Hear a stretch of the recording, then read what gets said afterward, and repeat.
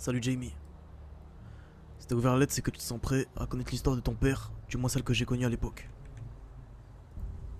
J'ai connu Scar quasiment en même temps que ta mère quand j'ai rejoint le 306. Il a fait la rencontre de Malia dont il est tombé amoureux. Je m'en souviens, mon cousin Smoke Dog l'accompagnait souvent à ses premiers dates avec elle. C'est comme ça que j'ai appris pour eux deux. Ta mère travaillait dans un hôpital à Liberty. Elle nous a souvent aidés sur des plans contre les bâtards chez Oblock. Genre un jour elle nous a prêté une ambulance et tenue de médecin pour qu'on embarque un ops discrètement. Ça a marché, mais à cause de ça, elle a perdu son taf. Et je crois même qu'elle a eu quelques soucis avec la justice. Un jour, elle a dû annoncer à ton père. Un jour, elle a annoncé à ton père qu'elle était enceinte de toi. C'est ton père qui a choisi ton prénom, Jamie. Il était grave fier de devenir père. Je me souviens quand il nous l'a annoncé avec les gars du quartier, on a fait une fête. Alors qu'on était en guerre, c'était fou. Bon, après, je t'ai parlé que du bon côté de la relation de tes parents. Attends, Kodak, je suis occupé, je te rappelle. Vas-y. Je t'ai parlé du bon côté de ta relation de tes parents, mais ça termine de façon très violente. C'est en partie pour ça que je t'ai dit d'ouvrir cette lettre quand tu t'en tires après. Au quartier, on avait un gars que tout le monde appelait Masque parce qu'il ne pouvait pas montrer son visage. Et si je te parle de ce mec, c'est parce qu'il a trahi ton père. Un soir où Scar était occupé en dehors du quartier, Masque et Malia se sont vus dans son quartier, dans son appart. Ils ont passé la nuit ensemble dans le même lit. Je te fais pas de dessin sur ce qui s'est passé entre les deux. T'es assez grand pour le comprendre. Je sais plus exactement comment, mais ton père l'a appris et c'était un mec impulsif de fou. Et cette meuf l'a brisé ce jour-là.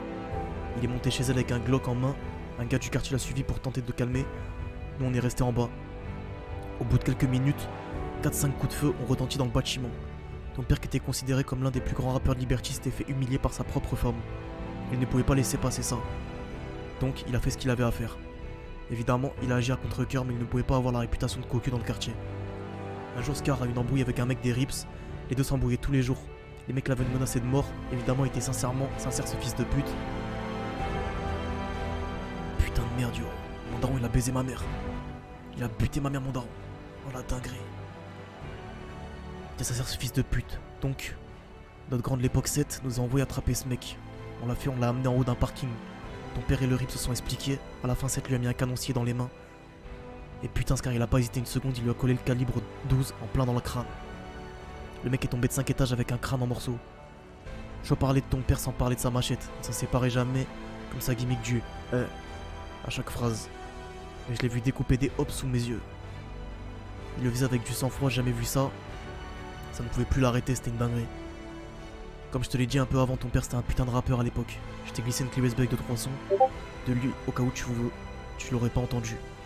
Là où je veux en venir en te parlant de ça, c'est qu'il faisait souvent des showcases, des concerts. Et un jour, pour la suite de son dernier album, il devait se produire sur scène.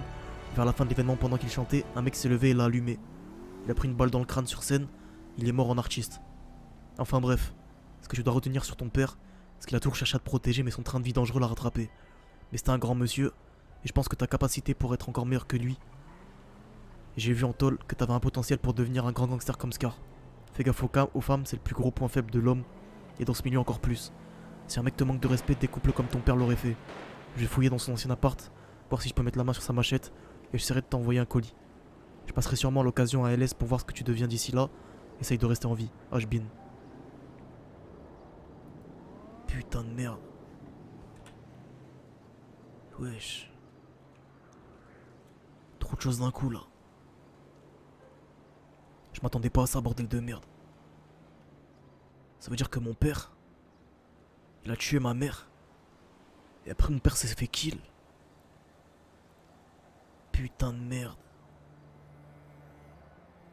Il s'est fait kill par des Crips, mon père. Il s'est fait kill par un putain de Crips. Oh bordel de merde. Yo.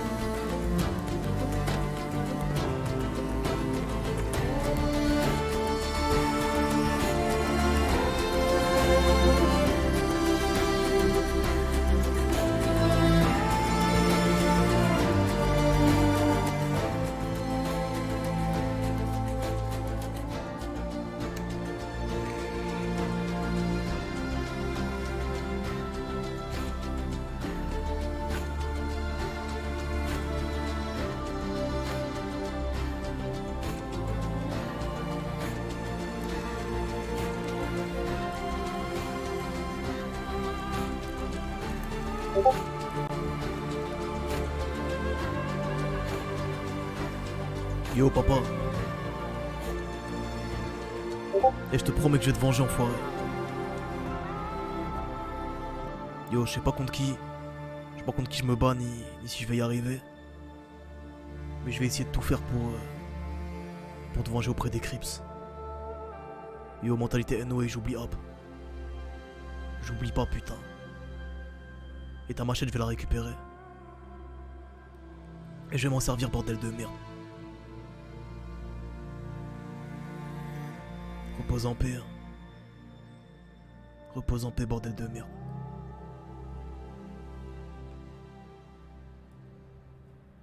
Putain, t'as buté maman, sale enfoiré. T'as buté maman, bordel de merde. C'est une dinguerie quand j'y repense. On m'a toujours caché la vérité. J'ai jamais vraiment su.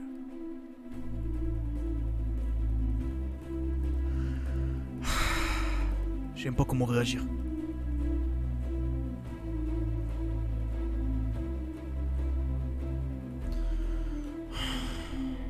Il faut que je me pose, il faut que je fume un terre là.